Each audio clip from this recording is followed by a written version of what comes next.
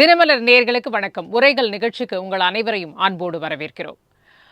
அரசு கலை மற்றும் அறிவியல் கல்லூரிகளில் உதவி பேராசிரியர் நியமனத்திற்காக இந்த ஆசிரியர் தேர்வு வாரியத்தால் நடத்தப்பட்ட தேர்வில் முறைகேடா குளறுபடியா அப்படின்னு ஏற்கனவே நிறைய பிரச்சனைகள் இருந்த சூழ்நிலையில் மதிப்பீடு செய்தது தவறு, எங்கள் கீயை வெளியிடலை, எங்கள் பேப்பரோட நகலை பார்க்க விடுங்க, தேர்வையே ரத்து பண்ணுங்கன்னு பல ரிசல்ட் வந்த உடனே வர ஆரம்பித்த நிலையில் இப்போ என்ன கண்டுபிடிக்கப்பட்டிருக்குன்னா சில மதிப்பெண்லாம் கலரில் இருக்குது. ஒரு எல்லோ கலர், ரெட் கலர், நீல கலர்னு ஏதோ ஒரு மார்க்கிங் இருக்குது சிலருடைய மதிப்பெண்களில் அப்படின்ற ஒரு விஷயத்தை சொல்றாங்க. என்ன அது? ஏதாவது அடையாள குறியீடா? இவங்க எடுக்கப்படணும், இவங்க எடுக்கப்பட வேண்டாம் அப்படின்றதுக்கான ஏதாவது ஒரு சிக்னல் சொல்லியிருக்காங்களா? என்ன நடந்திருக்கு அப்படிங்கிறதுல ஒரு பெரிய சந்தேகம் கிளப்பப்பட்டிருக்கு. இதுல தேர்வு எழுதினவங்களை பார்த்தீங்கன்னா கிட்டத்தட்ட ஒரு 42,000த்திற்கும் மேற்பட்டோர் உதவி பேராசிரியருக்கான தேர்வை எழுதியிருக்கிறாங்க. 2,708 பணி நியமனங்களுக்கு. இவ்வளவு பெரிய ஒரு விஷயம் பல ஆண்டுகளுக்கு பிறகு இப்படி ஒரு தேர்வு நடந்திருக்கு அப்படிங்கிறத பார்க்கிறோம். இந்த தேர்விலையும் இவ்வளவு குளறுபடிகள் அப்படின்னும் பொழுது என்ன நடக்கிறது உண்மையிலேயே? இப்ப பாத்தீங்கன்னா கோச்சிங் சென்டர் இருக்கு, அது அவங்க முறைகேடு பண்றாங்க, அவங்க தான் கண்காணிப்பாளரா வந்தாங்கன்னு இது ஒரு சொல்லவே முடியாத அளவிற்கு ஒவ்வொரு நாளும் விதவிதமான புகார்கள் இது தொடர்பாக வந்துகிட்டே இருக்கிறத பார்க்கிறோம். எது நடந்தாலும் தேர்வு அப்படின்னு ஒண்ணு வைத்தாவே நம்ம அது முறைகேடு இல்லாமல் குளறுபடி இல்லாமல் ஒண்ணு நடத்தவே முடியாதா அப்படின்ற ஒரு கேள்வி எழுந்திருக்கிறது. எந்த பணி நியமனம் ஆனாலும் அதுக்குள்ள ஏதாவது ஒரு லஞ்சமா ஏதோ ஒரு கணக்கு இருக்குதா? எந்த ஒரு பொது தேர்வு நடத்தப்பட்டாலும் அதன் பின்னணியில ஏதாவது ஒரு கணக்கு இருக்கா? இந்த பிரச்சனை நம்ம எப்படி தீர்க்க போறோம்ன்ற ஒரு மிகப்பெரிய கேள்வி எழுந்திருக்கிறது. இது தொடர்பாகத்தான் இன்னைக்கு நம்ம பேச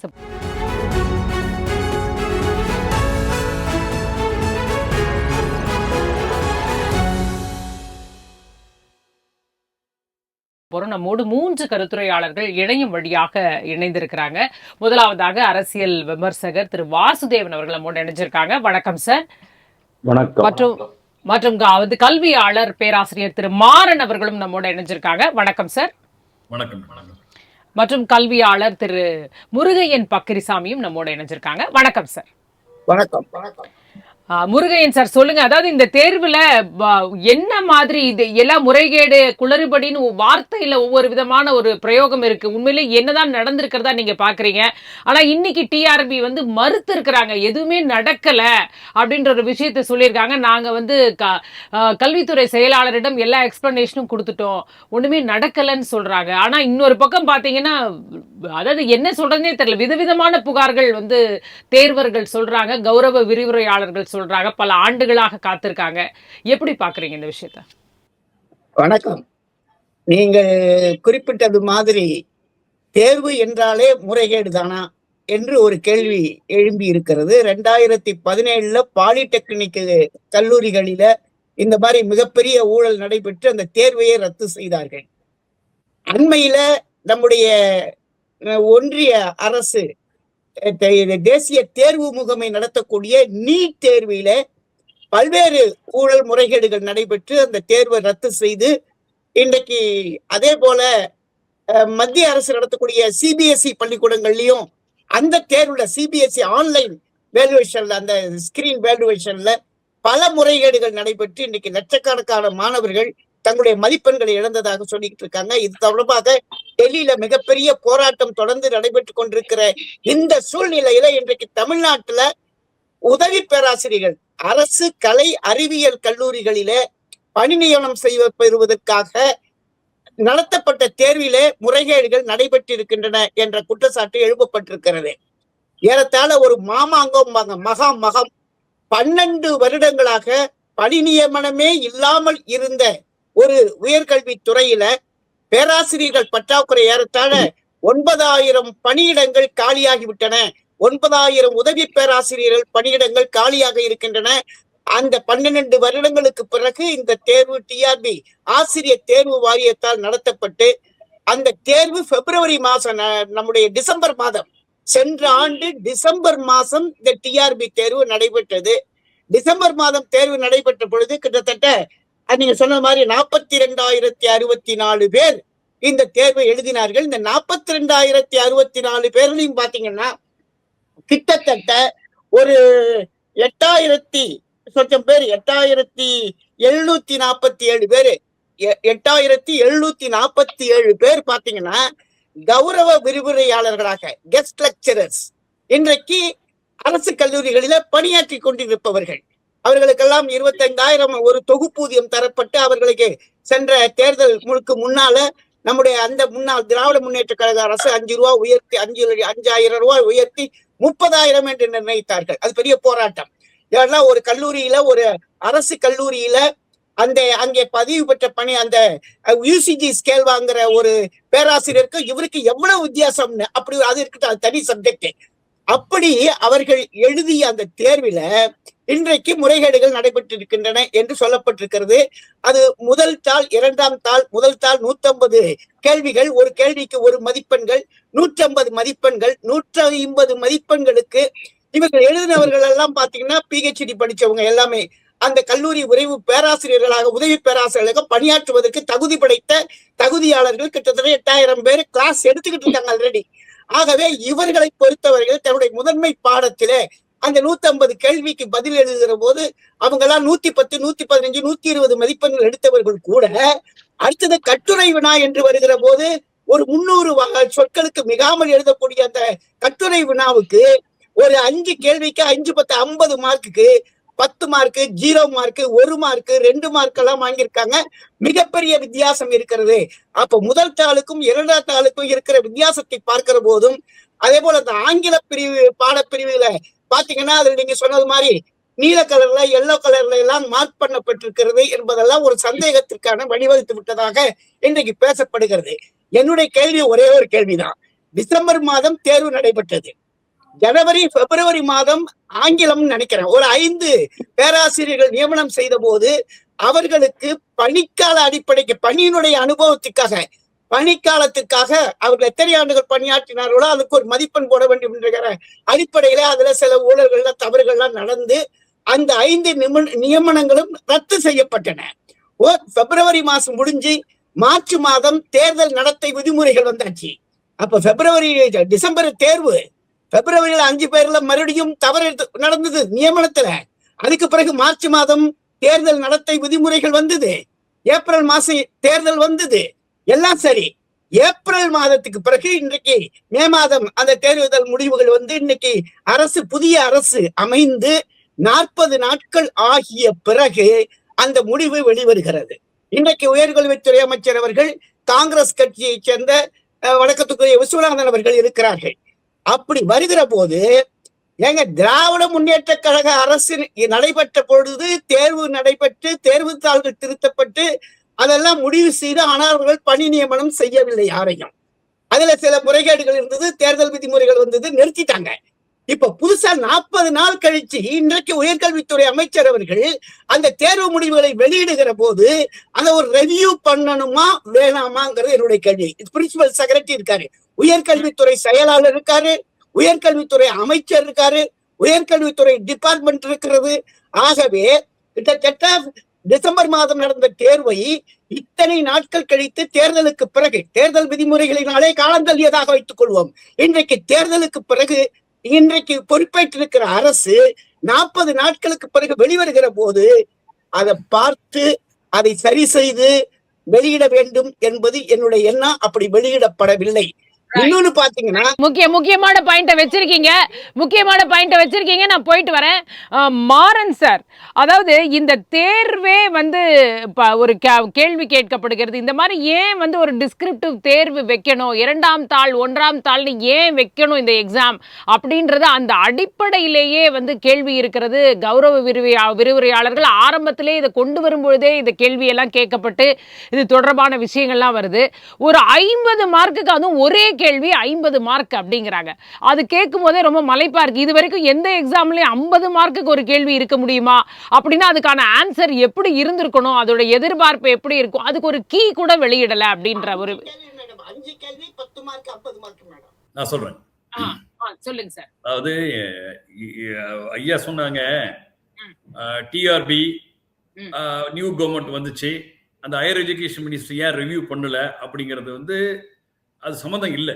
என்னை பொறுத்தவரை வந்து போன கவர்மெண்டா இருந்தாலும் சரிதான், அதுக்கு போன கவர்மெண்டா இருந்தாலும் சரிதான், இந்த கவர்மெண்ட் சரிதான். டிஆர்பி அந்த TNPSC autonomous body, union public service commission autonomous body. அதே போலதான் இங்கேயும் வந்து டிஆர்பிங்கிற ஒரு அட்டானமஸ் பாடி. அதுல ஹையர் எஜுகேஷன் மினிஸ்டருக்கு எந்த ரோலும் கிடையாது. In case higher education minister interest ஆகி அதை இருந்து இன்டைரக்டா வந்து அவங்க வேணா ரிவ்யூ பண்ண சொல்லியிருக்கலாம் இல்லைங்களா? ஆகையால வந்து ஹையர் எஜுகேஷன் மினிஸ்டருக்கும் டிஆர்பிக்கும் எந்த சம்பந்தமும் கிடையாது அப்படின்னு நான் நினைக்கிறேன். அதுதான் வந்து கான்ஸ்டிடியூஷன் சொல்லுது. அதுக்கு மேல வந்து நீங்க சொல்றது வந்து பார்ட் 1 பார்ட் பி அப்படின்னு சொல்றீங்க இல்லையா? இந்த part 1 examination part 2 examination must தான். ஒருத்தருக்கு வந்து அப்ஜெக்டிவ்ஸ் ஆன்சர் நல்லா சொல்லுவார், டிஸ்கிரிப்டிவ்ஸ் வெரி வெரி இம்பார்ட்டன்ட். நீங்க வந்து யூபிஎஸ்சிலயும் அதே தான், டிஎன்பிஎஸ்சிலயும் அதே தான். ஃபைனல் எக்ஸாம் போகும்போது டிஸ்கிரிப்டிவ் இருக்கும், அப்ஜெக்டிவ்ஸும் இருக்கும். உங்களுக்கு டிஸ்கிரிப்டிவால எந்த பிரச்சனையும் எந்த டிஸ்கிரிப்சி இல்லைன்னு நான் சொல்லுவேன். But the way of evaluation of the answer script something issues அதுதான் கொண்டு வராங்க அவங்க. நீங்க சொன்ன மாதிரி பார்ட் பில 5 கொஸ்டின்ஸ் வச்சிருக்காங்க. 5 கொஸ்டினுக்கு வந்து ஈக்குவலா 10 மார்க்ஸ் கொடுக்குறாங்க. அந்த டிஸ்ட்ரிபியூஷன் பண்ணும்பொழுது எவாலுவேஷன்ல வந்து ஒரு சில பேருக்கு 0 கொடுக்குறாங்க, ஒரு சில பேருக்கு 49 கொடுக்குறாங்க. இதுல வந்து யாருக்குமே 0 வர்றதுக்கான வாய்ப்பு எப்படி வரும்ன்றதுதான் ரொம்ப ஆச்சரியமான. அதான் நம்ம கேட்கிறோம். 0 வந்து எப்படி வந்துச்சுன்னு ஒரு மிக முக்கியமான கேள்விக்குறி. அதே போல தேரியில வந்து கேட்கும்போது 49 மார்க் எப்படி வந்துச்சுன்னு மிக கேள்விக்குறி. நீங்க படிச்சிருப்பீங்க, நான் படிச்சிருப்பேன். தேரியில 10 மார்க்னா 6 மார்க்கு மேல வாத்தியார் கொடுக்க மாட்டார். ஆனா இன்னைக்கு உள்ள வாத்தியாருங்க 9 கொடுக்குறாங்க. அசிங்கமா இருக்குன்னு வச்சுங்களேன். அது வந்து அசிங்கமான ஒரு வேல்யூவேஷன் மெத்தட். அது தேரியில போய் 9 மார்க் கொடுக்குறது 10 மார்க் கொடுக்கறதுலாம். ஆனா வந்து 49 மார்க் எப்படி கொடுத்தாருன்னு எனக்கு தெரியல. ஆகையாலதான் இந்த டிஆர்பி என்ன பண்ணிருக்கணும் கிளாரிட்டிஸ் ஒவ்வொரு முறையும். நீங்க வந்து தமிழ்நாடு மட்டுமல்ல, மற்ற மாநிலங்கள் அப்படிதான் இருக்குது. சென்ட்ரல்ல நடத்துற எக்ஸாமினேஷன் நீட்ல இருந்து உங்களுக்கு வந்து எல்லாமே குளறுபடியா தான் இருந்துகிட்டு இருக்குது. இந்த குளறுபடியில என்ன காரணம்னு யாருக்குமே ஒண்ணும் தெரியல. இதுல என்ன யாரு வந்து இன்டென்ஷனா வந்து ஆதாயம் அடைறாங்கன்னு எனக்கு தெரியவே இல்லை. ஆனா உண்மையிலேயே ரொம்ப கஷ்டமா தான் இருக்குது. ஏன்னா மாணவ ஆசிரியர்கள் வந்து நல்ல ஒரு பிஹெச்டியை முடிச்சுட்டு ரெகுலர் ப்ரோக்ராம் பண்ணிட்டு அவங்களுக்கு வந்து ஹைலி இன்டெலிஜென்ட்டா வந்து ஒரு கவர்மெண்ட் ஜாபுக்கு போகணும்னு நினைக்கிறவர் வந்து கஷ்டப்பட்டு அந்த எக்ஸாம் எழுதும் பொழுது குறுக்க யாராவது உள்ள போந்து அந்த மார்க்கை வந்து யாராவது மேனிபுலேட் பண்ணும் பொழுது அந்த எவாலுவேஷன் சிஸ்டத்தை வந்து டிஸ்ட்ரக்ட் பண்ணும் பொழுது எல்லாருக்கும் பிரச்சனைகள் தான் வரும் செய்யும். அப்ப சமுதாயத்துல பயஸ் நிறைய இருக்குது, டிரான்ஸ்பரண்ட் இல்ல, கவர்னன்ஸ் இல்ல. அப்ப டிஆர்பி இந்த மாதிரிலாம் இஷ்யூஸ் வரும்போது என்ன பண்ணிருக்கணும்னா, அன்னைக்கு என்னைக்கு வந்து எக்ஸாம் முடிச்சாங்களோ அன்னைக்கு முடிச்ச உடனே என்ன பண்ணணும்னா அவங்களுக்கு கொஸ்டின் கீ முதல்ல கொடுத்துருக்கணும். கீயை கொடுத்து எவாலுவேஷன்ஸ் யார் யாரு என்னென்ன மார்க் அப்படின்னு கீயை கொடுத்துருக்கணும். ஆனா டிஸ்கிரிப்டிவ் பொறுத்தவரை எனக்கு வந்து என்ன நினைக்க, டிஸ்கிரிப்டிவ்ஸ் வந்து டிஸ்கிரிப்ட்ஸ் இருக்கும், நிறைய இருக்கும்னாக்க அப்படியே 100% டிராஸ்டிக்கா இருக்காது. டிஸ்கிரிப்டிவ் வந்து எனக்கு ஒரு 10 to 30% இருக்கலாம். ஒரு ஸ்டாஃப் வந்து 5 மார்க் போட்டிருக்காரு, இன்னொரு ஸ்டாஃப் வந்து 8 மார்க் போடலாம். ஒரு ஸ்டாஃப் வந்து 5 மார்க் போட்டிருக்காரு, இன்னொருத்தர் 4 மார்க் போடலாம். ஆனா அதுக்கு 1 மார்க் போட்டிருக்காரு அப்படின்னா ஒருத்தவங்க கான்ட்ரவர்ஷியல் அதிகமா இருக்குது. இது வந்து 2 வேல்யூவேஷன் பண்ணாங்களா, ஒரு வேல்யூவேஷன் பண்ணாங்களா, யார் வேல்யூவேஷன் பண்ணாங்க, அதனுடைய டிரான்ஸ்பரண்ட் என்ன அப்படிங்கிறது எதுவுமே தெரியவே இல்லை. அதுதான் இப்ப கலர்னு சொல்றாங்க. ஏதோ இங்கிலீஷ்ல வந்து உங்களுக்கு வந்து கலர் குறியீடு போட்டிருக்காங்க அப்படின்னு சொல்றாங்க. இது எல்லாமே வந்து டிஆர்பி வந்து பர்பஸா வந்து ஏதோ யாரையோ டேமேஜ் பண்ணணும்னு நினைக்கிறாங்களா, இல்ல வந்து மாணவர்கள்ட்ட வந்து குழப்பத்தை ஏற்படுத்தணும்னு நினைக்கிறாங்களா அப்படின்னு சொல்லலாம்ல. இப்ப வந்து அந்த மார்க் குறியீடு போட்டது வந்து யாரு, பணம் வாங்கிட்டு போட்டாங்கன்னு யாருக்கும் தெரியாது. பணம் வாங்காம போட்டது இல்ல, அவங்க எந்ததுக்காக மார்க் போட்டாங்க, என்ன கலர் வந்துச்சு அப்படிங்கிறது இது யாருக்கு, முன்னாடிய கவர்மெண்ட்டுக்காக வந்து ஒரு பிளாக்மெயில் பண்றதுக்காக அது மாதிரி வெளியிட்டாங்களா, இல்ல வந்து டிஆர்பியில வந்து யாராவது ஒருத்தவங்க ஒர்க் பண்ணும்போது அவங்களுக்கு ஏதாவது டிஸ்ட்ரக்ட் பண்ணணும் அது மாதிரி செஞ்சாங்களா? அப்ப இது எல்லாமே வந்து உள்ளடி வேலைகள் அதிகமா இருக்கு. ஒரு ஆணையம்னு ஒண்ணு இருக்கு அப்படின்னா, ஒரு வாரியம்னு ஒண்ணு இருக்குன்னா அவங்களுக்குள்ளே ஒற்றுமை இல்ல, அந்த லீடருடைய விஷன்ஸ் கரெக்டா இல்ல, அதனுடைய சபார்டினேட்ஸ் சரியா ஒர்க் அவுட் பண்ணல, அங்க எக்ஸிகியூஷன் பண்ணவே இல்ல. அதுதான் அங்க பெரிய பிரச்சனையே. இன்னொன்னு சார் சொன்னார் பாருங்க, விரிவுரையாளர்கள் எல்லாருமே பகுதி நேர ஆசிரியர்களா பணியாற்றினாங்க, அவங்க எல்லாமே இத்தனை வருஷம் எக்ஸ்பீரியன்ஸ், இவங்களால முடிக்க முடியல அப்படிங்கிறது என்னுடைய அப்சர்வேஷன்ல, என்னுடைய எக்ஸ்பீரியன்ஸ். நான் என்ன சொல்றேன் அப்படின்னா, இன்னைக்கு ரெகுலரா ஒரு மாணவர்கள் ஒரு நல்ல ஒரு கல்லூரியில ஒரு ஃபுல் டைம் ப்ரோக்ராம் பண்றாரு, ஒரு எம்காம் படிக்கிறார், இல்ல ஒரு எம்எஸ்சி பண்றாரு, ஒரு எம்எஸ்சி மேத்தமெட்டிக்ஸ் பண்றாரு அப்படின்னு இருந்தாக்க அவருக்கு இருக்கிற ஒரு ஸ்கில் வந்து நீங்க 10 வருஷம் நீங்க வேலை பார்த்த வாத்தியாருக்கு ஸ்கில் இருக்குமானா கண்டிப்பா இருக்காது. ஏன்னா அவர் வந்து எல்லா சப்ஜெக்டும் படிச்சுட்டு 75% மார்க்ல வரான், அப்டேட்ல வந்துட்டு இருப்பான் அந்த பையன், கோல்டு மெடலிஸ்ட் வருவான். இதே வந்து இவர் என்ன பண்ணுவாருனாக்க மார்க் எடுத்திருப்பாரு, நல்ல வேலைக்கு போயிட்டு இருப்பாரு. அவருக்குள்ள ஸ்பெஷலைஸ்டு சப்ஜெக்ட் 2 சப்ஜெக்ட் தான். அவர் அக்கவுண்ட்ஸ் எடுப்பாரு, காஸ்ட் அக்கவுண்டிங் எடுப்பாரு, பைனான்சியல் அக்கவுண்டிங் எடுப்பாரு, ஆடிட்டிங் அவருக்கு தெரியாது, இன்கம் டாக்ஸ் தெரியாது, மேனேஜ்மெண்ட் அக்கவுண்டிங் தெரியாது, ஆர்கனைசேஷன் பிஹேவியர் தெரியாது. அப்ப அப்படிங்கும்போது அவர் என்ன பண்ண முடியும்? அதுக்காக நம்ம ஆசிரியர்கள்லாம் இருக்கிறாங்க. அவங்களுக்காக தான் மார்க் டிஆர்பி என்ன பண்றாங்க? எக்ஸ்பீரியன்ஸ் பேஸ் மார்க் கொடுக்குறாங்க. ஆகையால வந்து இதுல நிறைய பேர் நான் பார்த்துருக்கேன் என்னோட எக்ஸ்பீரியன்ஸ்ல ஃப்ரெஷ்ஷா வந்த மாணவர்கள் நிறைய பேர் கிராக் பண்ணி போடுவோம். ஃப்ரெஷ்ஷா வந்த மாணவர்கள் வந்து நிறைய பேர் வந்து நல்ல மார்க்ஸ் எடுத்து நல்ல கிராக் பண்ணுவாங்க. ஏன்னா அவன் வந்து சப்ஜெக்ட் வைஸ் ஸ்ட்ராங்கா இருந்து ஜஸ்ட் நோ பாஸ் அவுட் ஆயிருக்கான். எக்ஸாம் கிளியர் ஆகும்போது அவனுக்கு ஈஸியா கிளியர் ஆகும். இவங்களுக்கு வந்து என்னன்னாக்க இந்த சப்ஜெக்ட் மட்டும் தான் அவங்க இருப்பாங்க.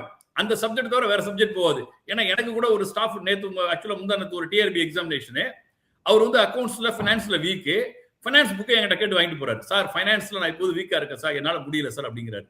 எனக்கு நம்ம பிராக்டிகலா நம்ம எல்லா டீச்சர்ஸ் நம்ம பார்த்துட்டு உட்காந்துருக்கோம். நமக்கு அகையில இதுல எக்ஸ்பீரியன்ஸ்டு இன்எக்ஸ்பீரியன்ஸ்ல யாரு பொட்டன்ஷியலா இருக்காங்களோ, யாரு கேப்பபிளா இருக்காங்களோ, யாரு இன்டெலெக்சுவலா இருக்காங்களோ, யாருக்கு அந்த பிரசன்ஸ் ஆஃப் மைண்ட் இருக்கோ, முக்கியமான விஷயங்கள்.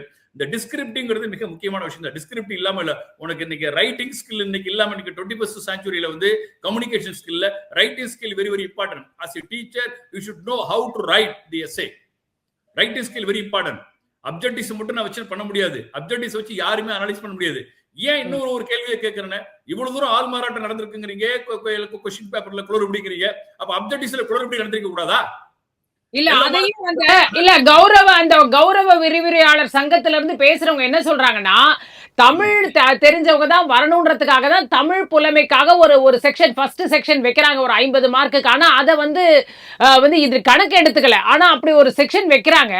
அதுல தமிழே தெரியாதவங்க அந்த வந்து ஒரே ஒரு சென்டர்ல 2-3 சென்டருக்கு போறாங்களாம். அந்த சென்டர்ல கோச்சிங் சென்டர்ல படிச்சவங்களுக்கு எங்க வருதுன்னு பார்த்துட்டு அங்க வந்து வரக்கூடிய கண்காணிப்பாளர் அவங்களுக்கு கியூ சொல்றாங்களாம், அவங்க ஆன்சர் எழுதுறாங்களாம், அவங்க மார்க் வாங்குறாங்களா. இப்படி ஒரு புகாரை வந்து அவர் தெரிவிக்கிறார். அதாவது இதுக்கு பின்னாடி வந்து கோச்சிங் சென்டர் முறையேடுன்னு ஒரு விஷயம் வருது. சாரி சிஸ்டர், ஒரு நிமிஷம் சிஸ்டர். அப்படி அவங்க தெரிவிச்சிருந்தாங்கன்னா என்னைக்கு தெரிவிச்சிருக்கணும்? எக்ஸாம் எழுதி வெளியில வந்தான் இல்லையா, வெளியில வந்த உடனே அவன் கம்ப்ளைண்ட் பண்ணிருக்கணும். வெளியில வந்த உடனே கம்ப்ளைண்ட் பண்ணியிருந்தாங்கன்னா this is right or wrong ethical சொல்ல முடியும். நான் ரிசல்ட்லாம் வந்த ஒருபாடு நான் தோத்து விட்டேன், என்ன தோக்க விட்டாங்க அப்படின்னு சொல்ல தவறான ஒரு விஷயங்கள் நான் சொல்லுவேன். சரிங்களா? மாணவர்கள் வந்து நினைக்க அப்படி சொல்லக்கூடாது இல்லைங்களா? இது வந்து ரொம்ப தவறான விஷயங்கள். நான் தான் சொல்றப்ப அப்ப அப்ஜெக்டிவ்ஸ் எல்லாருமே கொடுத்து எழுதிருக்கலாம்ல. அப்ப இப்ப நீங்க சொல்ல நீங்க தமிழ்ல ரெண்டாவது வந்து தமிழ் சொல்றாங்க பாத்தீங்களா, எனக்கு தெரியும். அதாவது தமிழை ஏன் சொல்றாங்க அப்படின்னா, இன்னைக்கு கர்நாடகத்துல நீங்க கர்நாடகம் நீங்க போங்க, கர்நாடகத்துல அரசு வேலையில நீங்க சென்ட்ரல் கவர்மெண்ட் தான் சரிதான், கர்நாடகம் கன்னடம் படிக்காம நீ வந்து வேலைக்கு வராதா அப்படிங்கிறான். நீங்க தமிழ்நாட்டுல கவர்மெண்ட் காலேஜஸ்ல ஒர்க் பண்ண போறீங்க, ஸ்கூல்ல ஒர்க் பண்ண போறீங்கன்னா பேசிக் தமிழ் தான். அவங்க ஒன்னும் அட்வான்ஸ் தமிழ்லாம் கேட்கல. முருகன் ஐயா வந்து பெரிய ஒரு புலமையானவர். அவங்க கேட்கறதுலாம் ரொம்ப ட்ரிக்கான கொஸ்டின்ஸ், ரொம்ப அட்வான்ஸ்ட் கொஸ்டின் கேட்கல. பேசிக்கா தமிழ்ல ஒரு கொஸ்டின் கேட்கறாங்க. அப்ப நீங்க வந்து நீங்க தமிழ்ல வந்து நீங்க வந்து 1ஆவதுல இருந்து 12ஆவது வரைக்கும் தமிழ் படிச்சிருக்கீங்க, அதுக்குள்ளதான் கேட்பாங்க. அதுக்கு மேல தமிழ்ல வந்து வேற எதுவும் திருக்குறள்ல இருந்து ரொம்ப அதிகமாகவும் அட்வான்ஸ்டாவும் சிவக சிந்தாமணி அதெல்லாம் கேட்கவே இல்லை. அதை நீங்க வந்து ஒரு பெரிய பெருசா எடுத்துக்கணும் அவசியமும் கிடையாது. அதனாலதான் நான் ஃபெயில் ஆகிறேன் அப்படின்னா அதை நீங்க படிச்சுக்கிற தப்பே இல்லையே. எனக்கு தமிழ்ங்கிறது தமிழுக்கு இம்பார்ட்டன்ஸ் கொடுத்தது ஆகணும்ல, தப்பு இல்லையா? ஓகே, புரியுது சார். தமிழ் தெரிந்திருக்கோம், பேசிக்கா கூட தெரியாம எப்படி இருக்க முடியும் தமிழ்நாட்டில்னு கேக்குறீங்க. கரெக்டான விஷயம், நியாயமான விஷயமா தான் பார்க்க முடிகிறது. வாசுதேவன் சார், இந்த இடத்துல கோச்சிங் சென்டர் முறைகேடுகள் அப்படின்னு நம்ம நீட்டுன்னு வந்தாவே கோச்சிங் சென்டர் பிரச்சனை, கோச்சிங் சென்டர் தான் காரணம், நிறைய பணம் அங்கிருந்து வந்து நிறைய அங்க குறிப்பிட்ட கோச்சிங் சென்டர்ல படிக்கிறவங்க வராங்கன்றது தான் நம்ம தொடர்ச்சியா வைக்கக்கூடிய ஒரு குற்றச்சாட்டா இருக்கு. சமீபத்தில் ஒரே வந்து எக்ஸாம் ஹாலில் எழுதின ஒரு சிலர்லாம் அப்படியே மார்க் வாங்கியிருக்காங்க அப்படின்றதெல்லாம் கடந்த 2024ஆம் வருடம் பார்த்தோம். அது ஒரு பெரிய முறைகேடாவே வெடிச்சதை பார்க்குறோம். அதே மாதிரி இந்த தேர்வுலையும் சொல்றாங்க, சில சென்டர்ஸ்ல எழுதினவங்க எல்லாம் செலக்ட் ஆயிட்டாங்க அப்படின்ற ஒரு விஷயத்தை வந்து வரிசையா வந்து அதை பார்க்கும்போது அவங்கெல்லாம் செலக்ட் ஆயிருக்காங்கன்ற ஒரு புகாரை இங்க வைக்கிறாங்க. அப்ப எந்த எக்ஸாம்னாலும் கோச்சிங் சென்டர் இருக்கு, அந்த கோச்சிங் சென்டர்ல இந்த மாதிரியான ஒரு விஷயம் தொடர்ந்து அவங்கள முன்னிலைப்படுத்திக்க இந்த முறைகேடுகளும் தொடர்ந்து கொண்டு இருக்கு. அப்படிதானே நம்ம புரிஞ்சுக்க வேண்டியிருக்கு. அப்ப நம்ம எப்படிதான் வந்து முறைகேடு இல்லாம தேர்வு நடத்துறது? முறைகேடு இல்லாம தேர்வு நடத்த முடியாது என்னுடைய எக்ஸ்பீரியன்ஸ்ல. I agree. ஆனா இதுக்கு உங்களுக்கு விடை சொல்றதுக்கு முன்னால இவர் முருகன் சார் சொன்னதுக்கு ஒரு கிளாரிபிகேஷன் கொடுத்துடுறேன். தேர்தல் கால விதிமுறைகள்ல இது வருமா அப்படின்னா எனக்கு தெரியல, வருமானு தெரியல. ஏன்னா இது வந்து ஒரு எக்ஸாம் டிசம்பர் மாசம் நடந்தது. எப்போ உங்களுக்கு வந்து ரிசல்ட் டிலே ஆகுதோ அந்த இடத்துல மேனிபுலேஷன் பாசிபிலிட்டிஸ் அதிகம் அப்படிங்கிறது எனக்கு தெரியும், எல்லாருக்குமே தெரியும். ஸோ எவ்வளவு டிலே பண்றாங்க அப்படிங்கறது நீங்க பாருங்க. இதுக்கு முன்னால எந்த கவர்மெண்ட் இருந்தது அப்படிங்கறது நீங்க பாருங்க. 2011-16 போக்குவரத்து துறை அமைச்சராக இருந்தவர் ஆள் சேர்க்கையில பண்ணாரு. சாட்டர்ஜி அப்படிங்கிறவரு கல்கட்டால பண்ணாரு. இதே மாதிரியான ஸ்கேம், அதாவது teachers recruitment scam Karnataka, Telangana, Maharashtra எல்லா இடத்துலயுமே நடந்திருக்கிறது நம்ம பாக்குறோம். இப்போ இந்த கவர்மெண்டுடைய ஒரு ட்ராக் ரெக்கார்டு என்னங்கிறது நீங்க பார்க்கும்போது அவங்க ஏன் டிலே பண்ணாங்கிற அந்த கேள்வியை நான் வைக்கிறேன். ரெண்டாவது, தேர்தல் டிவிகே வரதுக்கு முன்னாலே, அதாவது டிவிகே கவர்மெண்ட் வரதுக்கு முன்னாலே டிஎம்கே கவர்மெண்டே இதை அனௌன்ஸ் பண்றதுனாலும் தேர்தல் ஆணையம் இதுக்கெல்லாம் வந்து எந்த அப்ஜெக்ஷன் கொடுத்துருக்க போறது இல்லை. காரணம் என்னன்னு கேட்டா, இட் இஸ் ரொட்டீன் திங்.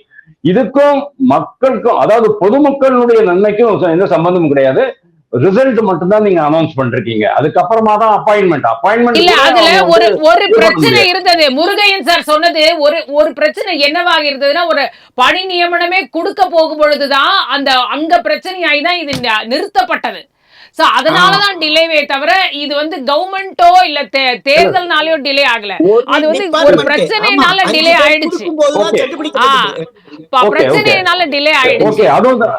அதனாலதான் அவர் சொல்றாரு, அப்படிப்பட்ட ஒரு தேர்வு முடிவுகளை வெளியிடும் பொழுது ஏன் இந்த ரெவ்யூ பண்ணிருக்க கூடாதுன்ற ஒரு நியாயமான கேள்வியை எழுப்புறாரு. ரைட். சோ எங்க உங்களுக்கு டிலே ஆகுதோ அந்த இடத்துல உங்களுக்கு ஒரு மோசடி நடக்கிறதுக்கான சான்சஸ் அதிகமா இருக்கு அப்படிங்கறத நான் சொன்னேன். எனக்கு என்ன சந்தேகம் வருது அப்படின்னு சொன்னா, even I am not bothered about this colour coding. Colour coding வந்து 2 தான் சொல்றாங்க, ப்ளூ அண்ட் எல்லோ சொல்றாங்க. பட் வேற ஒரு இடத்துல நான் படிக்கும்போது மற்ற கலர் வர்ணங்கள்லயும் இருந்தது அப்படிங்கிறாங்க. நார்மலி என்ன ஆகும் அப்படின்னு சொன்னா, இதெல்லாம் வந்து ஒரு எக்ஸல் ஷீட்ல ஒரு பெரிய ரிசல்ட் 40,000 பேர் எழுதிருக்காங்க அப்படின் போது ஒரு பெரிய எக்ஸல் ஷீட் இருக்கும். அதுல வந்து கிளாசிபிகேஷன் பண்ண வேண்டியிருக்கும். லெஸ் தேன் இவ்வளவு marks, between this mark and that mark. அதே மாதிரி என்னென்ன கேட்டகரி, இவங்க என்ன சப்ஜெக்ட் வைஸ் கிளாசிபிகேஷன், மற்ற கேட்டகரி வைஸ் கிளாசிபிகேஷன் எல்லாம் பண்றதுக்கு கலர் கோடிங் பண்றது எக்ஸல் ஷீட்ல வெரி நார்மல் திங். அதை வச்சுக்கிட்டு நீங்க வந்து இதுல ஏதோ உள்ளர்த்தம் இருக்கு, வாசுதேவன் பேரை போட்டுட்டு அதுல வந்து ரெட் மார்க் போட்டிருக்கிறாரு அப்படின்னா வாசுதேவனுக்கு நீங்க வந்து இது சக்சஸ்ஃபுல் அப்படின்னு, அதாவது வெற்றி பெற்று விட்டாருன்னு அறிவிக்க கூடாது. உங்க பேரை போட்டுட்டு அது கிரீன் போட்டிருக்குன்னா உங்களுக்கு வந்து பாசிட்டிவ் சிக்னல்ங்கிற மாதிரிலாம் நம்ம வந்து இன்டர்பிரட் பண்ணக்கூடாது. இது ரொம்ப தவறு. ஆனா எங்க டவுட் வருது அப்படின்னு சொன்னா, 5 மாசம் முன்னால, எக்ஸாமுக்கு 5 மாசம் முன்னாலே இவங்க வந்து அந்த பேட்டர்னே மாத்துறாங்க. That is very wrong thing. அதாவது ரொம்ப நாளாவே எக்ஸாம் நடக்கல, அதுக்கப்புறமா உங்களுக்கு தெரியும் இந்த OSM மெத்தட் வந்தது, ஆன்லைன் ஸ்கோரிங் மார்க்கிங் சிஸ்டம் வந்தது, ரெகக்னிஷன் சிஸ்டம் வந்தது. அதுக்கப்புறமா நம்ம இதுல கூட பார்த்தோம், நீட்ல கூட அந்த அதே ப்ராப்ளம் வந்தது, CBSE எக்ஸாம்ஸ்லயே அதே ப்ராப்ளம் வந்தது. இப்போ இவங்க இந்த சிஸ்டத்தை மாத்தி இருக்கிறாங்க. இதுல என்ன ப்ராப்ளம் கேட்டா, 150 மார்க்ஸ் உங்களுடைய சப்ஜெக்ட் கொஸ்டின்ஸ் தான். உங்களுடைய சப்ஜெக்ட் அப்ஜெக்டிவ் கொஸ்டின்ஸ் 150. நீங்க எக்ஸ்பர்ட், நீங்க அதெல்லாம் கம்ப்ளீட்டா ஸ்கோர் பண்ண முடியும். அதுக்கப்புறமா ஒரு டிஸ்கிரிப்டிவ் அப்படின்ட்டு 50 மார்க்குக்கு வருது. அந்த 5 கேள்விகளும் ஒரு சாதாரணமான பொது கேள்விகள் தான். 5 கேள்வியில நீங்க ஒரு கேள்விக்கு 300 எழுத்துக்கள், 300 வேர்ட்ஸ்ல நீங்க எழுதணும், அவ்வளவுதான். அதுக்கு 50 மார்க் அவங்க கொடுக்குறாங்க. ஆனா இதுல இந்த ஸ்கேம் எப்படி வெளியே வந்ததுன்னு சொன்னா, இங்கிலீஷ் சப்ஜெக்ட்ல தான் இந்த இது வந்தது வெளியில. இங்கிலீஷ் சப்ஜெக்ட் வந்த உடனே பாருங்க, எல்லாருமே வந்து அப்ஜெக்டிவ்ல வந்து நீங்க வந்து அந்த பிளிஸ்டர் பண்ணணும், அதாவது பிளாக் மார்க் பண்ணணும் அப்படின்னு சொன்னா ஓட்ட போடணும். இது 2 தவிர, அதாவது பஞ்ச் பண்ணணும். இது 2 தவிர உங்களுக்கு வந்து அது வந்து எழுத்து கிடையாது. ஆனா நீங்க வந்து டிஸ்கிரிப்டிவ் அப்படின்னு வரும்போது நீங்க எழுத வேண்டி வரும். எல்லாருக்குமே வந்து இங்கிலீஷ்ல கரெக்டா எழுதி தெரியும், பண்ண முடியும் அப்படிங்கறது சொல்ல முடியாது. சப்ஜெக்ட் கூட பாருங்க, இவங்க முதல்ல அனௌன்ஸ் பண்ணவே இல்லை அப்படிங்கிற ஒரு கம்ப்ளைண்ட் பண்றாங்க. சப்ஜெக்ட்ல என்ன கொடுத்திருக்காங்கிறத படிச்சிடுறேன். அரசியல் அமைப்பு சட்டம், இந்திய வரலாறு 1847க்கு பிறகு சுதந்திரம் வரை, அதாவது சிப்பாய் கழகத்துக்கு அப்புறம் கவர்மெண்ட், தமிழ்நாடு கவர்மெண்ட் ஸ்கீம்ஸ், நான் முதல்வனே, இல்லம் தேடி கல்வி, இந்த மாதிரியான ஒரு 2 ஸ்கீம் பத்தி நீங்க எழுதினா கூட இது உங்களுக்கு 10-20 மார்க் கிடைச்சிருக்கும். அந்த இடத்துல தான் கேள்வியே வெளியில வந்துருச்சுன்னு சொல்றாங்க. அந்த இடத்துல தான் வினாத்தாள் கசிவு பத்தியும் ஒரு புகார் இருக்கிறது. அதனாலதான் அந்த இடத்துல தான் கோச்சிங் சென்டர்ஸ் வந்து இந்த வினாத்தாளை கசிய விட்டுட்டாங்க. ஸோ அங்க எழுதுறவங்களுக்கு எல்லாம் என்ன கேள்வின்றதே தெரிஞ்சுதான் அவங்க அங்க எக்ஸாம்க்கே போனாங்கன்ற ஒரு விஷயமும் இதுல இருக்கிறத நம்ம பார்க்கிறோம். வரேன் சார். பாசிபிலிட்டி. அதுக்கப்புறமா 4வது என்ன சொல்றாங்க, எக்கனாமிக் பாலிசி அப்படின்றாங்க. 5வது ரினியூவபிள் எனர்ஜி, நான் ரினியூவபிள் எனர்ஜி அப்படின்னு ஒரு சப்ஜெக்ட் இருக்கு. அந்த சப்ஜெக்ட்ல ஒருத்தருக்கு 49 மார்க் கிடைச்சிருக்கு. ஆனா அவருக்கு வந்து அவருடைய சப்ஜெக்ட்ல அவருடைய சப்ஜெக்ட் அதாவது 150 அந்த அப்ஜெக்டிவ்ல வந்து அவருக்கு வந்து 67 மார்க் தான் கிடைச்சிருக்கு. இதுல எப்படி 49 மார்க் கிடைக்கும்? அதுல வந்து 150க்கு 140 மார்க் வாங்கினவங்க இதுல வந்து 0 மார்க் இல்லைன்னா 10 மார்க் 8 மார்க் அப்படின்லாம் வரல இல்லையா? இந்த டிஸ்கிரிபன்சி, அதாவது அவங்க என்ன சொல்றாங்க அப்படின்னு சொன்னா, இந்த டிஸ்கிரிப்டிவ் செக்ஷனை கொண்டு வந்ததுக்கு காரணமே இங்கதான் மேனிபுலேட்டிவ் சான்சஸ் ஜாஸ்தி. ஒரே நிமிஷம் இந்த இடத்துல தான் மாறன் சார் குறுக்கிட விரும்புறாரு. ஒரே நிமிஷம், நீங்க என்ன சொல்லணும்னு நினைக்கிறீங்க? சொல்லுங்க சார். இல்ல அதாவது சார் சொல்றது வந்து இந்த 5 கொஸ்டின் வந்து ஜெனரல் கொஸ்டின்ஸ். இந்த அதாவது வந்து கோச்சிங் சென்டர்ல போய் படிச்சவங்களுக்கு இது தெரியுது, கோச்சிங் சென்டர் படிக்காதவங்களுக்கு தெரியல அப்படின்னா, கோச்சிங் சென்டருடைய வேலையே வந்து கொஸ்டின் பேப்பர் ஸ்ட்ரக்சரை தெரிஞ்சுக்கிட்டு தான் டீச் பண்றது, அவங்களை ட்ரெயின் பண்றது. அது எப்படி நம்ம வந்து எல்லா கோச்சிங் சென்டர்லயும் கொஸ்டின் பேப்பர் வந்து அவுட் ஆயிடுச்சு சொல்ல முடியும்? நான் என்ன சொல்றேன்னா, குறிப்பா சொல்றாங்க சார், நாமக்கல் இல்ல குறிப்பா சொல்றாங்க, நாமக்கல், வேலூர், திருவண்ணாமலை எல்லாருக்கும் கொஸ்டின் பேப்பர் அவுட் ஆயிடுச்சா? மாறன் சார் வந்து எல்லாருக்கும் அவுட் ஆயிடுச்சா? மாறன் சார், ஒரே நிமிஷம், நாமக்கல், வேலூர், திருவண்ணாமலை இந்த 3 மாவட்டங்கள் அங்க இருக்கக்கூடிய கோச்சிங் சென்டர்ல தான் இந்த குற்றச்சாட்டு வைக்கப்பட்டதை நம்ம பார்க்கிறோம். மீதி எல்லா இடத்துலயும் சொல்லல. நான் அதான் சொல்றேன், நீங்க குற்றச்சாட்டை வைங்க, வேணாம்னு சொல்லல. எப்ப வைக்கணும் நான் கேக்குறேன். இது எப்ப வைக்கணும்? நீங்க இல்ல முன்னாடியே வச்சிருக்காங்களா? இல்ல முன்னாடியே வச்சிருக்காங்களா?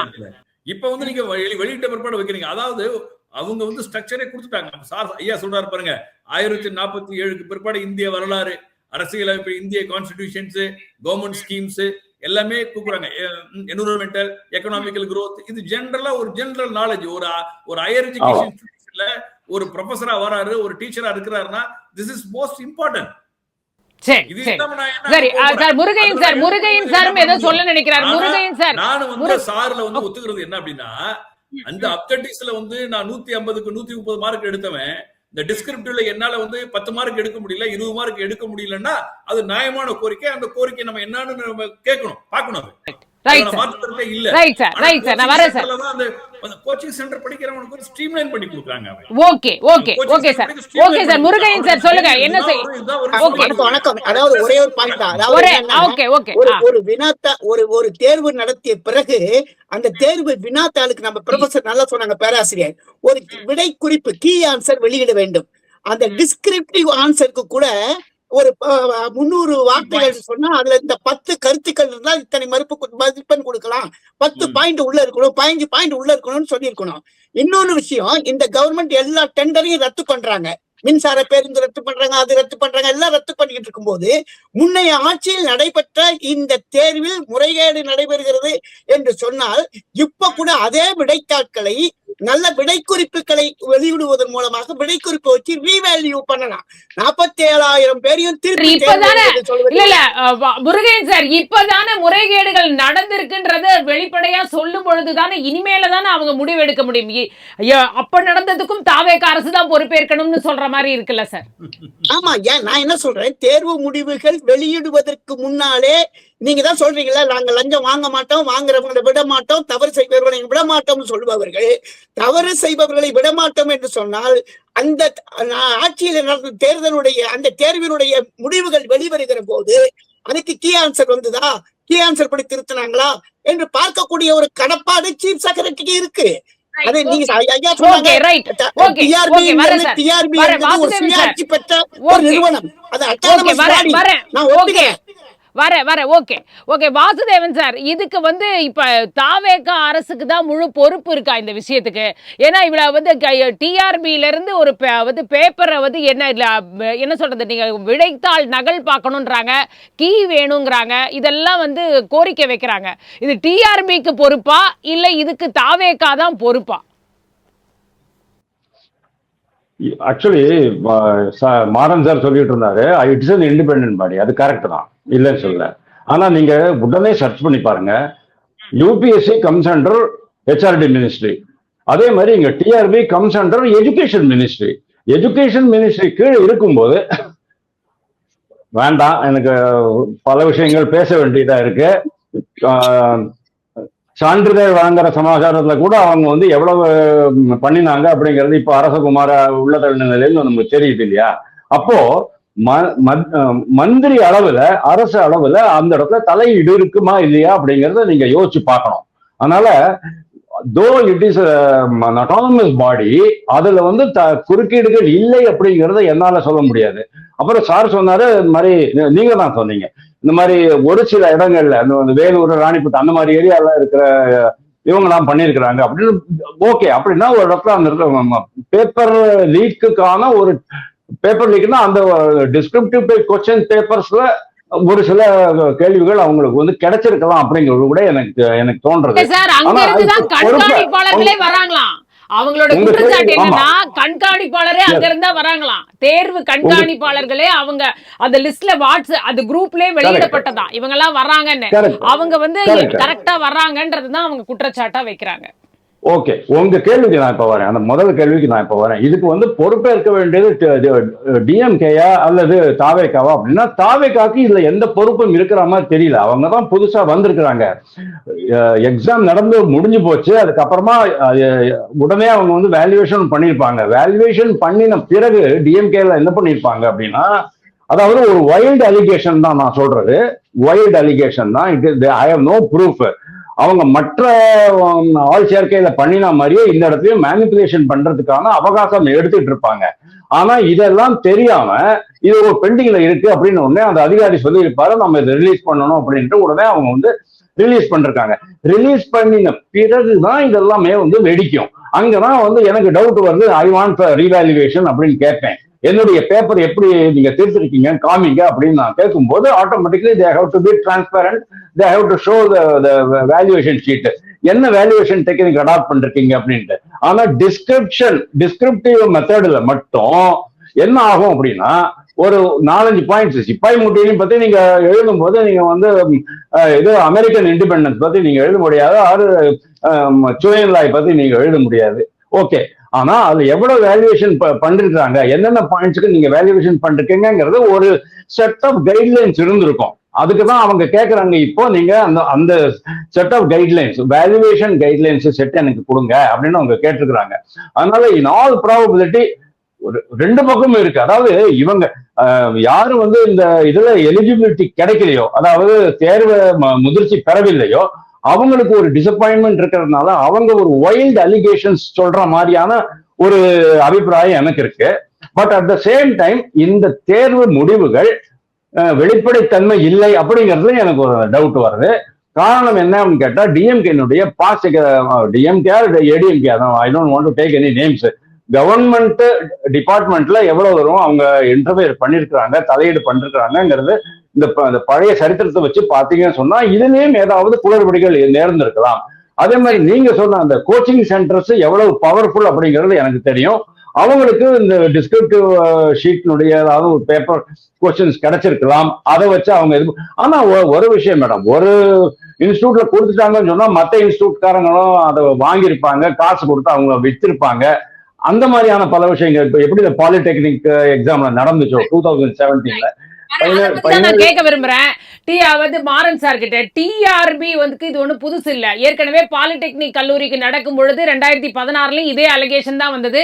அப்ப இருந்த ஹெட் வந்து சேர்மன் வந்து ரிலீஸ் பண்ணாரு, எல்லாரோட விடைத்தாள் நகலும் எல்லாரும் பாத்துக்கோங்க அப்படின்னு சொல்லிட்டு, இதுக்கு ஒரு வந்து வேண்டாம் எல்லாரும் பார்த்து செக் பண்ணிக்கலாம் முழுசா அப்படின்ற ஒரு விஷயத்தை கொண்டு வந்தார். ஆனா இப்ப டிஆர்பி என்ன சொல்லுதுன்னா, எதுவுமே நடக்கல அப்படின்னு அத இன்னைக்கு வரைக்கும் அவங்களோட ஸ்டேட்மெண்ட் எந்த குளறுபடியும் இல்லை, எந்த முறைகேடுகளும் நடக்கலன்னு சொல்றாங்க. அப்ப இதுக்கு எப்படி ஒரு சொல்யூஷன் நம்ம கொடுக்க முடியும் சார்? இதுக்கு இப்ப தாவேக அரசு என்ன பண்ணா இதுக்கு சொல்யூஷன் கொடுக்க முடியும் சார்? மாறன் சார், உண்மையிலே இது வந்து தவறு நடந்திருக்கு அப்படிங்கிறது வந்து பக்காவா வந்து சிபிஐ இன்வெஸ்டிகேஷனோ இல்லை சிபிசிஐடி இன்வெஸ்டிகேஷனோ வச்சாதான் தெரியும், உண்மையாவே தெரியும். இல்ல வந்து நீங்க வந்து அரசு வந்து உண்மையிலே இருக்குன்னா ஹையர் எஜுகேஷன் மினிஸ்டர் அவர் என்கொயரி வச்சு டிஆர்பி கமிஷனை வந்து என்கொயரி பண்ணாத உண்மையானது என்னன்னு தெரியும் உங்களுக்கு. இதுல வந்து என்ன பொறுத்தவரை வந்து டிஆர்பி நான் நிறைய முறை வந்து அதை சுதந்திரமா நல்லா செஞ்சிருக்காங்க. அந்த டிஆர்பியோடைய சேர்மன் வந்து என்ன விஷயம்ல இருக்கிறாரு, அவர் யாருக்கும் இன்ஃபுளுயன்ஸ் ஆகாம இருந்திருந்தாருன்னா எந்த பிரச்சனையும் இல்லை. ரெண்டாவது நான் என்ன நினைக்கிறேன் அப்படின்னா என்னுடைய அசம்ஷன் தான் இதுல வந்து டிவிகே அரசு மேல நம்ம வந்து பழி போடுறதோ இல்ல வந்து டிஎம்கே அரசு மேல பழி போடுறதோ இல்ல. அபிஷியல்ஸ் அவங்க இருக்கிறாங்க. ஆட்சி மாறும்பொழுது காட்சிகள் மாறும்போது அந்த அபிஷியல்ஸ் அந்த காட்சிகளை மாத்திருக்கலாம்ல, அவங்களே மாத்திருக்கலாம் இல்லையா, அதுல வந்து இன்ஃபுளுன்ஸ் இருக்கலாம் இல்லையா. அப்ப அதுக்கான என்கொயரி வந்து எனக்கு இன்னைக்கு வந்து இப்ப உள்ள present sitting government is responsible.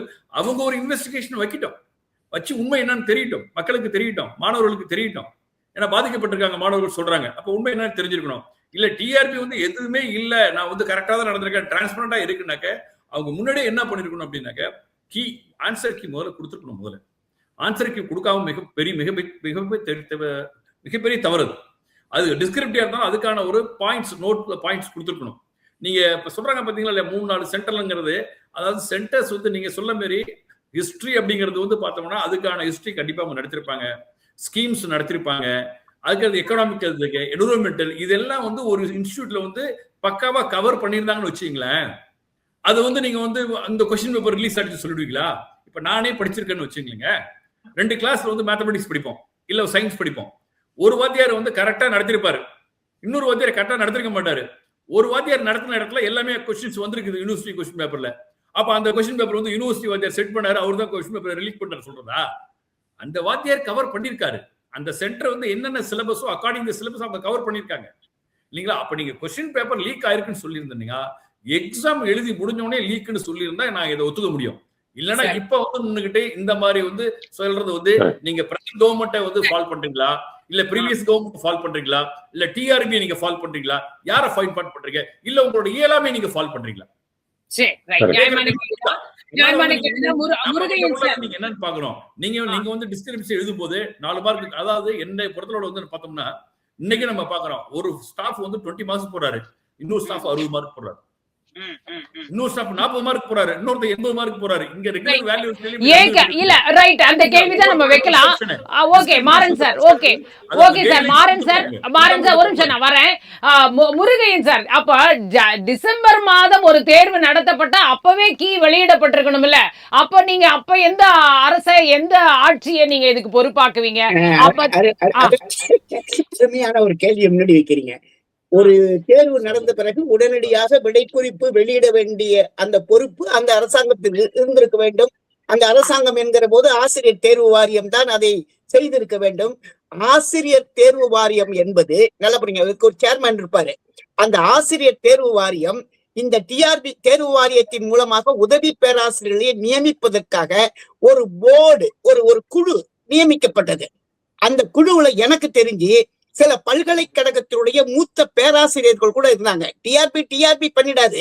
TRP பல பல்கலைக்கழகத்திலிருந்து பேராசிரியர்களை அழைப்பாங்க, ஐஏஎஸ் ஆபீஸ் செக்ரட்டரி அழைப்பாங்க. சில ஒரு போர்டு, ஒரு கமிட்டி போட்டாங்க. அந்த கமிட்டி தான் இந்த தேர்வுத்தாள் திருத்துவதற்கும் அதற்கான விடைக்குறிப்பை வெளியிடுவதற்கும் அதற்கான தேர்வாளர்களை பெயர்களை வெளியிடுவதற்குமான பொறுப்பு வாய்ந்த அந்த போர்டு. அந்த போர்டுல மெம்பர்கள், நான் பேர் இப்ப சொல்றதுக்கு நான் தயாரா இல்லை. அதுல சில பல்கலைக்கழகத்தினுடைய மூத்த சென்னை பல்கலைக்கழகத்துல ஒரு டிபார்ட்மெண்ட்ல இருந்தாருங்கிறது எனக்கு தெரியும். அது மாதிரி எல்லா பேராசிரியர்களும் அது இருந்தாங்க. அவங்க என்ன பண்ணிருக்கணும்னா, நான் நம்முடைய மாறன் சார் சொன்னது மாதிரி ஒரு விடைக்குறிப்பை வெளியிட்டு இருக்க வேண்டும் என்பது உண்மை. அது வெளியிடாத காரணத்தினால்தான் இன்றைக்கு இந்த குற்றச்சாட்டுக்கு உள்ளாக்கப்பட்டிருக்கிறது. குற்றச்சாட்டுக்கு உள்ளாக்கப்படுகிற அந்த சூழ்நிலை இருக்கிறது என்பது தெரிந்துதான் அந்த முடிவுகள் வெளிவராமல் இருந்தன. பணி நியமனங்கள், தேர்தல் நடத்தை விதிமுறை இருக்கிற போது பணி நியமங்களோ அதப்போது உள்ள அந்த ரிசல்ட்டை வெளியிடக்கூடாது என்பது விதி. அதனுடைய அடிப்படையில தான் நிறுத்தி ஒரு சின்ன குறுக்கீடு. இப்ப மின் வாரியத்துல பணி நியமன ஆணைகள் வழங்கப்பட்டன. சமீபத்துல முதலமைச்சர் வழங்கினாரு. உடனடியா கிரெடிட் வந்து திமுக எடுத்துக்கிட்டாங்க. அப்ப சரியாக இருக்கக்கூடிய ஒரு விஷயம். இந்த தேர்வுக்கு மட்டும் இப்ப தாவேகா வந்து எல்லாத்தையும் சரி பண்ணி பார்த்து இத கொண்டு வரணும்னு சொல்றது எப்படி சார் கரெக்டான ஒரு இதுவா இருக்கு? நடத்த விதிமுறைகள்னா முன்னாடியே நியமனம் பெற்றவர்களுக்கு ஆணை கொடுப்பது தவறல்ல. புதிதாக தேர்ந்தெடுப்பது தவறு, அது இருக்கக்கூடாது விதியிலன்னு நான் கருதுகிறேன். ரெண்டாவது நான் கேக்குறது இப்ப கொடுத்த மின்வாரிய ஆணைக்கு நாங்க கரெக்டா செலக்ட் பண்ணி வச்சிட்டோம், இவங்க வந்து எடுத்துட்டாங்கன்னு சொல்றாங்க. பணி நியமன ஆணைகளும் கொடுக்கப்பட்டுடுச்சு. அதே மாதிரி இந்த தேர்வு முன்னாடி நடந்து முடிஞ்சிருச்சு. இப்ப ரிசல்ட்டை வெளியிட்டு இருக்காங்க. இப்ப மட்டும் தாவேக அரசு இதை சரியா பண்ணிருக்கணும்னு நீங்க சொல்றீங்க. இது எப்படி சரியா எடுத்துக்க முடியும்னு நான் சொல்ற புரியுற மாதிரி சொல்றேன். அதாவது சரியாக நடைபெற்ற முடிவுகளை இந்த அரசாங்கம் வெளியிடுகிற போது கிரெடிட் பழைய அரசாங்கம் எடுத்துக்கொள்கிறது. இதை வந்து எடுத்துக்கலங்கிறது என்ன காரணம்னா, தவறுகள் இருக்கிற காரணத்தினால்தான் அந்த முடிவுகளை வெளியிடாம விட்டுட்டு போயிட்டாங்க. அவங்க ஒரு கிரெடிட் எடுத்திருக்கலாமே, அதுக்கு முன்னாடி பிப்ரவரி மாசம் வெளியிட்டு இருக்கலாமே ரிசல்ட்டை. திமுகவுக்கு ஒரு பெரிய பேர் வந்திருக்குமே. ரெண்டாவது, இப்ப நீங்க ஒரு கவனிங்க, உயர்கல்வித்துறை அமைச்சர்கள் வைஸ் சான்சலர் துணைவேந்தர் நியமனம் குறித்து சுப்ரீம் கோர்ட்டே ஒரு தீர்ப்பு வழங்கிய பிறகு கூட துணைவேந்தர் நியமனத்துல தமிழக முதலமைச்சரே துணைவேந்தராக இருக்கலாம் என்கிற அந்த கருத்து வருகிற போது முன்னைய அரசாங்கம் எடுத்த கொள்கை முடிவை இந்த அரசாங்கம் எடுக்க வேண்டிய அவசியம் இல்லை என்று உயர்கல்வித்துறை அமைச்சர் இப்ப பதவியேற்ற பிறகு சொன்னாரு. கரெக்ட். முன்னைய அரசு எடுத்த முடிவை இந்த அரசு எடுக்கணுங்கிற அவசியம் இல்லை என்பதை உயர்கல்வித்துறை அமைச்சர் சொல்றாரு. இன்னைக்கு எத்தனை தினந்தோறும் டெண்டர் ரத்து ஏன்னா தவறுதல்கள் நடந்திருக்குன்னு. நான் அதே விஷயத்தான் சொல்றேன். நீங்க 40 நாள் ஆட்சியில இருக்கீங்க, ஒரு தேர்வு முடிகள் நிறுத்தப்பட்டிருக்கிறது.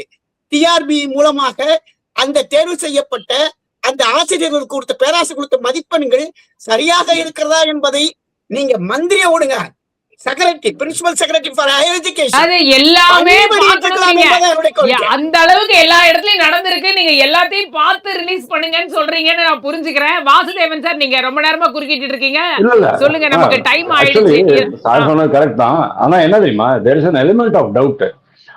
நீட் தேர்வை வந்து ரத்து பண்ணிட்டு திருப்பியும் ரீ எக்ஸாம் பண்ணாங்கன்னு சொன்னா அது வந்து ஃபுல் ப்ரூஃபா இருந்தது. ஏன்னா அந்த கிட்டத்தட்ட அதே பேட்டர்ன் கொஸ்டின் பேப்பர் வந்து வாட்ஸ்அப்ல வந்துகிட்டு இருந்ததுனால பண்ணாங்க. ஆனா இதுல தேர்வு முடிஞ்சு ரிசல்ட் எல்லாம் ஹோல்டப் பண்ணி வச்சு ஆட்சி மாறி அதுக்கப்புறமா இவங்க வந்து ரிலீஸ் பண்ணும்போது என்ன ஆகுது, there is a lot of time gap. அப்போ இவங்களுக்கு வந்து அதை சஸ்பெண்ட் பண்றதுக்கு சான்ஸ் இல்லை. வெளியில வந்த பிறகு இப்போ போட்டிருக்கிற அலிகேஷன்ஸ் கூட நீங்க பாத்தீங்கன்னு சொன்னா, நான் முதல்ல சொன்னேன் இல்லையா, ஒரு வைல்டு அலிகேஷன் மாதிரி தான் இருக்கே தவிர பின் பாயிண்டடா இல்ல. இப்போ ஒரு இடத்துல அவங்க சொல்றாங்க, பணிமூப்பு ஆசிரியர்களுக்கு மிக குறைவான மார்க்குகள் கிடைத்துள்ளன அப்படிங்கிறாங்க. பணிமூப்பு அதிகாரிகள்லாம் வந்து சீனியர் பீப்புள், அவங்களுக்கு வந்து டிஸ்கிரிப்டிவ்ல நல்லாவே ஸ்கோர் பண்ணிருக்கணும். ஆனா அவங்கள வேணும்னே கம்மி பண்ணிட்டு புதுசா ரெக்ரூட்மெண்ட் பண்றதுக்காக இளைஞர்களை சேர்க்கறதுக்காக பண்ணிருக்காங்க அப்படின்னு சொல்றாங்க. இது எல்லாமே வந்து ஆதாரம் இல்லாம இருக்கே தவிர ஏதாவது ஒரு 2 ஆதாரம் இருந்தா பரவாயில்ல. இப்ப நீங்க சொன்னீங்க கோச்சிங் கிளாஸ்ல வந்து சர்க்குலேட் ஆயிருக்கு அப்படின்னு சொன்னா அது ஒரு ஆதாரமா நம்ம பார்க்க முடியும்.